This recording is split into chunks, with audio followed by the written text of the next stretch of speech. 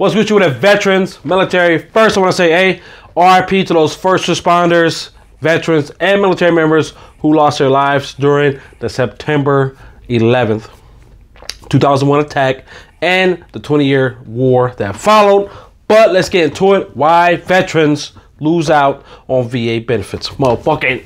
So, first of all, the first main thing why veterans lose VA benefits is if you're not 100% permanent total, and if your disability isn't considered static, the VA can always come back with that routine future exam, whether it be in 2, 3, 5 years. Meaning whatever percentage you got whenever you separated from the military is not protected. There will be a future routine exam. It could get worse by then, but if you don't go into medical, which most veterans don't, as well as military active duty, they don't go into medical. They don't maintain medical evidence. And so, hey, I got my 40% for my back. Hey, it's at 40%. Why would they come and reevaluate it? Because it's not permanent. That's why they will come back. They will reevaluate it. And if you haven't been seeing physical therapy, going into the doctor, still maintaining complaints, a 5, 10, or 20-year rule, that VA rating is not protected. So keep that in mind. Further elaborating on going to medical. That's number 2. Vets are not staying in medical. They're not maintaining complaints. They're not seeing a doctor. At bare minimum, you should be going in annually for any physical ailments, like anything related to the body physically.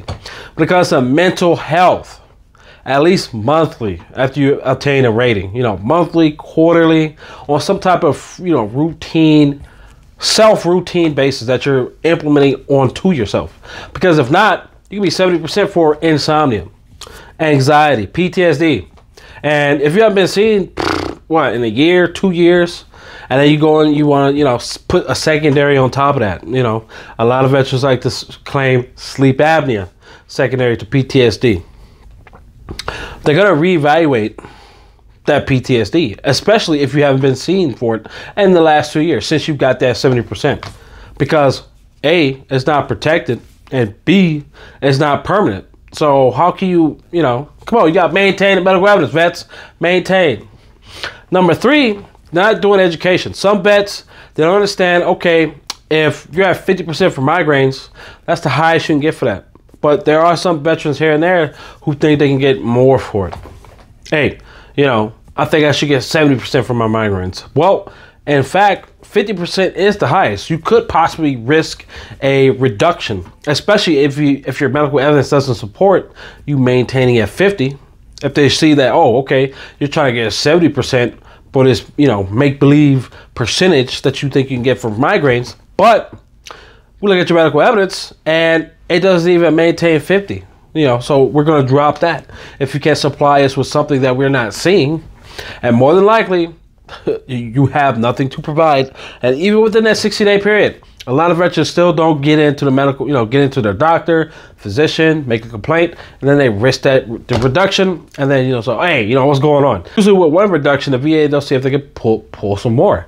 Because obviously, it's like it's a love-hate relationship with the VA. So you definitely want to put yourself in the best position to combat that. You don't want the VA coming 3-4 years down the road and snatch a 50% from you that you worked hard to get. No, you want to maintain that bare minimum annually. If it's back, migraines, motherfucking wrists, IBS gang in the house.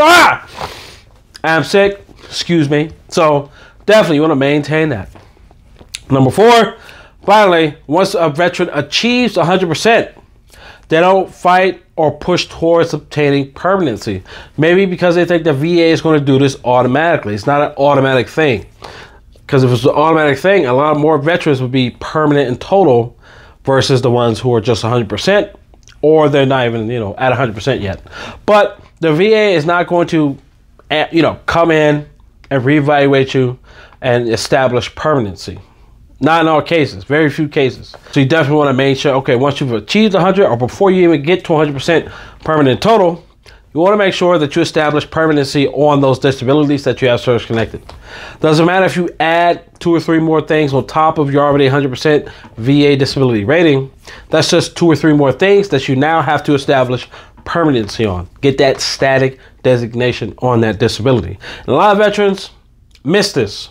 I mean, I know a lot of, once you're in the military, you're definitely not going to know about this. But once you become a veteran, you understand, okay, you get to a point where, okay, I'm 100%. Now what? You know, I've been sitting at 100% for what, 2-3 years?